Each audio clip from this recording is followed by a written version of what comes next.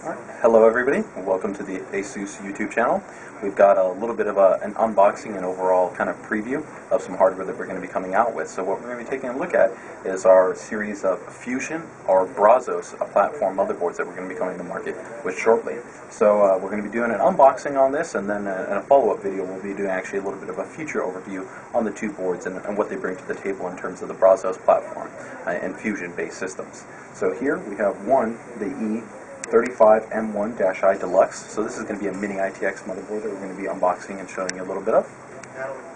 And then the secondary board here is going to be the E35M1-M Pro. This is going to be a little bit of a different form factor, but we're going to call it tentatively essentially micro ATX, and you'll see how it looks a little bit different than the standard boards that are out there. So let's go ahead and first take a look at the E35M1-I Deluxe. So this is the package right here.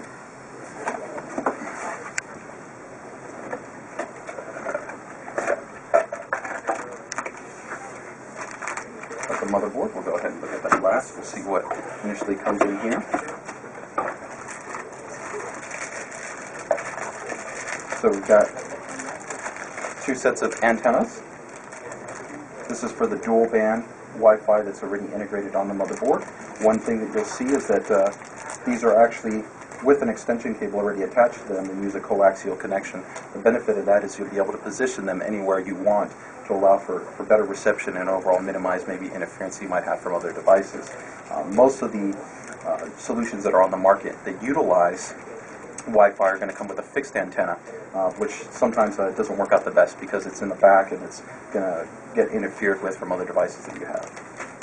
Here we have the I/O shield, and this is what we refer to as our Q shield. So it's actually padded, which makes installation a much smoother and much nicer experience, minimize on any hand cuts that people know about when you have an I/O shield that doesn't have any type of protection. And that also helps to minimize any type of EMI or ESD as well. And lastly, we also have two SATA 6G cables for the FCH SATA 6G connections that are on the motherboard. And rounding everything out, of course, we have a user's guide, support DVD, which contains your drivers and all your setup software. Of course, you can reference our support site for the latest versions, including the latest BIOS as well, and then a quick start guide. So let's go ahead and take a look at what we really want to see, which is the motherboard.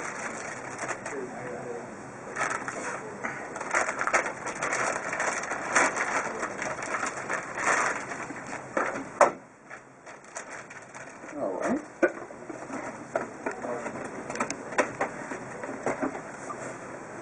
So this is our E35M1-I Deluxe. So you can see this is in the mini ITX form factor. We're going to go ahead and take a look at some of the actual connectivity and layout options that we see available on the board. So of course we have standard DDR3 DIMM module support here. We have our 24-pin power MOX connection.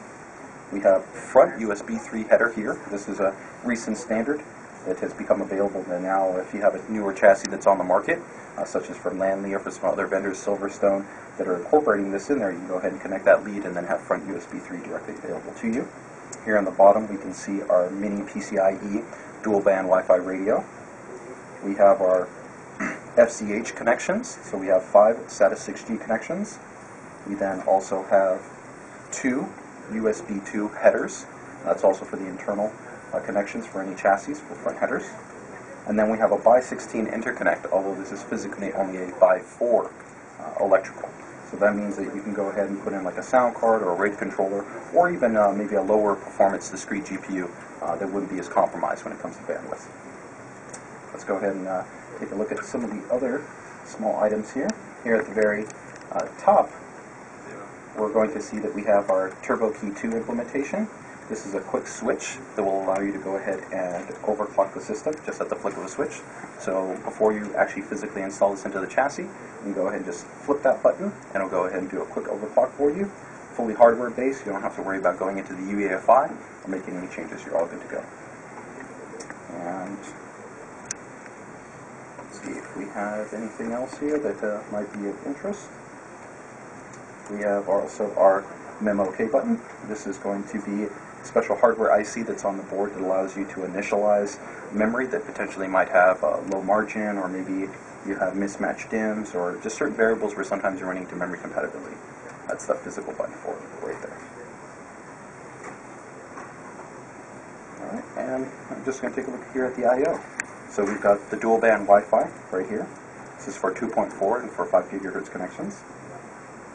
2 USB 2 ports, 1 PS2 combo port, HDMI, optical toss link out, DVI. This is not an actual I/O connection. This is actually part of the fanless design, so no actual fan required for this to operate. This is entirely a heat pipe solution, so it produces 0 dB, very quiet. An eSATA connection, 2 more USB 2 connections, Bluetooth 3.0, so the newest high-performance standard, USB 3, 2 ports, gigabit Ethernet, and then your standard 3.5-inch audio connectivity.